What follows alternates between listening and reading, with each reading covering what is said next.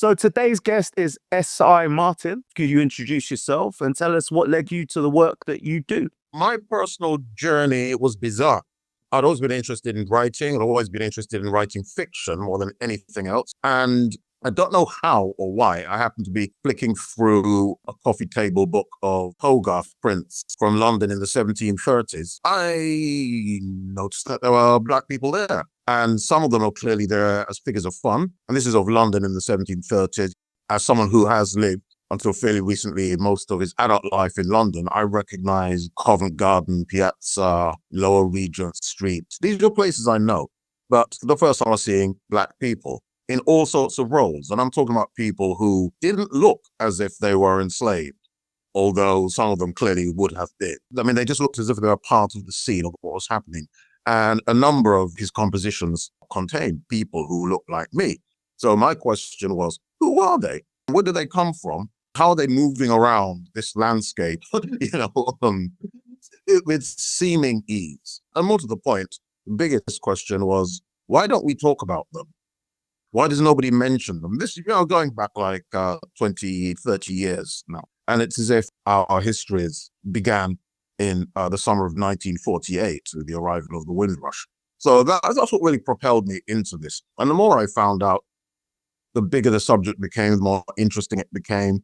Fascinating characters, extraordinary events, and just great, great stories. Were they the type that were dressed up as the Pompeys and Caesars, those kind of images that you sometimes see of the servants accompanying people in Hogarth? Or was it like as commenters on the scene? Yeah, there are some scattered around, usually, the young boys, young men with all of their peacock feathers and turbans, that nonsense. But there is still a substantial number of representations of people in the landscape. They just happen to be there. But that was what really led me into all of this. Who are these people? Why don't we talk about them? And more to the point, why are so many people of all backgrounds and constituencies uncomfortable about talking about this? Why is there this comfort zone that has been created for us, and where a lot of us seem to be quite comfortable just to be the people of the now, the modern? Blackness is a byword for the contemporary, for the new, for the cutting edge. It defines modern Western societies. It's interesting, isn't it? Perhaps there's an unwillingness to confront that presence in antiquity because it means you've got to confront the inequality that's implied by us having been here for so long. For me, it's about wrestling with that proximity, or any proximity between notions of blackness and Britishness and all of those, what that could possibly imply, both positively and negatively. A lot of people just don't want to have these conversations, and there's more comfort in us being people of the new and having African American identities off the shelf rather than dealing with all the mess that is here. People such as Sharp and Wilberforce are connected to the city of London, right? Do you think the story of abolition is celebrated enough in this country, or do you think it's given an accurate and fair portrayal? No. And that's a strong no, capital letters, block, underlined, exclamation marks, because there's several sides of the story missing. And I'll try to address the elements you implied in your question. One, it seldom includes the stories, multiple stories, complex stories of Black abolitionists who were living here in London, late 1700s, early 1800s. I mean, they will bequeath to us this body of literature, which I think everyone should have. Everyone, certainly every Black person in these islands should be familiar with Ottobah Cugoano, Olaudah Equiano, who's got a higher profile for various reasons, and Robert Wedderburn. That whole spectrum of approaches to enslavement. Are we talking about the blood and fire approach, kill them all, of Wedderburn? Are we talking about the economic solutions, economic development of continental African populations? Or are we talking about the more, we are one flesh in the body of Christ sort of approach of Equiano? All of those have got issues, but they're all interesting, and they should all be part of the mix as well as, which I think is very, very facile and misleading, glorification of Wilberforce.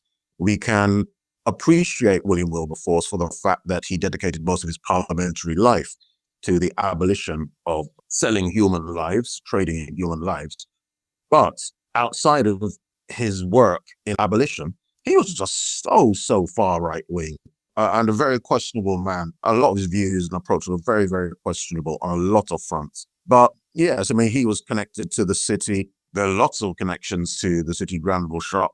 Interestingly, you talk about the Clapham sect. This is something else which is seldom looked at. The fact that they were largely composed or comprised of, the great and the good, and families like the Thorntons, like Henry Thornton, who was one of the leading bankers in the city.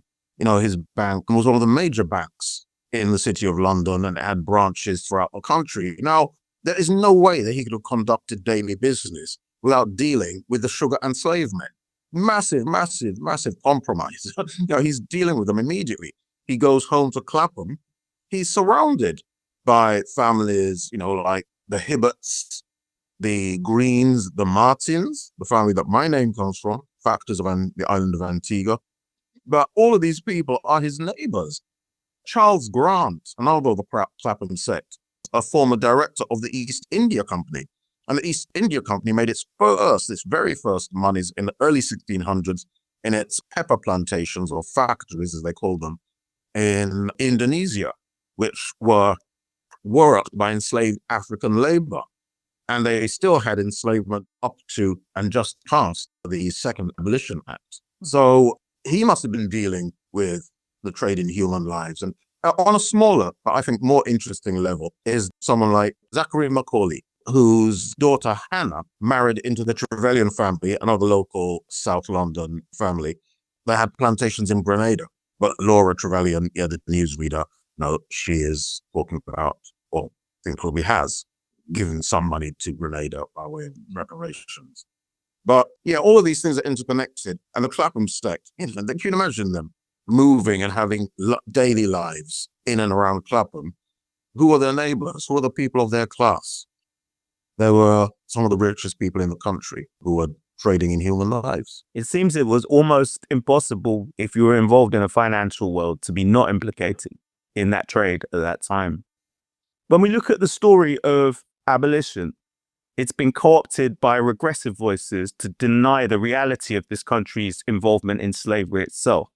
That's my reading of what I see sort of the discourse around abolition, particularly since the celebration. We had this sort of bicentenary of 1807. There was some celebration and there were some good projects. And then it sort of filtered into the public discourse that, that was when the involvement ended. And clearly the process it was much more complex than that. Would you agree that the narrative of abolition has now been weaponized to dismiss the realities of the transatlantic slave trade? In public discourse at every level, there is, as you described it, regressive, this tendency to drown every other voice or opinion with this notion, incorrectly, that Britain was the first country to abolish the condition of slavery in its territories. I mean, Denmark was before, but still, there's that great rush just to say, look, we stopped beating you to death and breeding you like cattle, that which is basically the substance of the argument. And the corollary is, but, we should be grateful for not being bred like cattle and livestock. That has really embedded itself in that. So every argument around enslavement and British involvement in it will always go back to we've stopped selling you, buying you. It's a difficult question to answer because that's to be expected, especially after 2007, especially if there's a rising clamor for reparations in the form that it currently takes. That's always going to be a pushback. You mentioned earlier that your initial impetus was as a fiction writer. And I noticed that you've melded together your obsession, as you characterize it, with the nature of Black Britishness with your fiction. What was the inspiration of the story of Jupiter Williams? And could you please talk about the African Academy in Clapham and its aims and curriculum a little bit? Jupiter Williams was inspired by the establishment of Sierra Leone as a British bridgehead into Western Africa and its populations in the late 1780s, 1790s, early 1800s, which was an extraordinary mixture. It's almost like a microcosm of African traditional indigenous and diaspora communities crammed into and around Freetown, consisting, of course, of cultures who had been there and societies who had been on that land forever, on top of which were imposed diaspora Africans from North America, involving those who had fought in the Revolutionary War there, who had fought on the British side for their freedom. They were given a sort of freedom. And eventually, after passing through Nova Scotia, some of them crossed the Atlantic and settled in Sierra Leone. Similarly, even more bizarrely, Jamaican Maroons ended up there. After the Second Maroon War, they, instead of being summarily executed, they ended up being shunted towards Sierra Leone and made another branch of that strange set of societies, which started to produce really dynamic and interesting people. The more I found out about those people, the more I realized how incredibly energized they were. I mean, the place had problems, of course, because it's a whole layered society which exists today. But I wanted to share my interest in that society by looking at the African Academy. The African Academy was an educational establishment running between 1799 to 1805, to which the higher profile families in Sierra Leone were invited to send their boys. 21 boys were there, 4 girls who were educated across Clapham Common near Battersea Rise.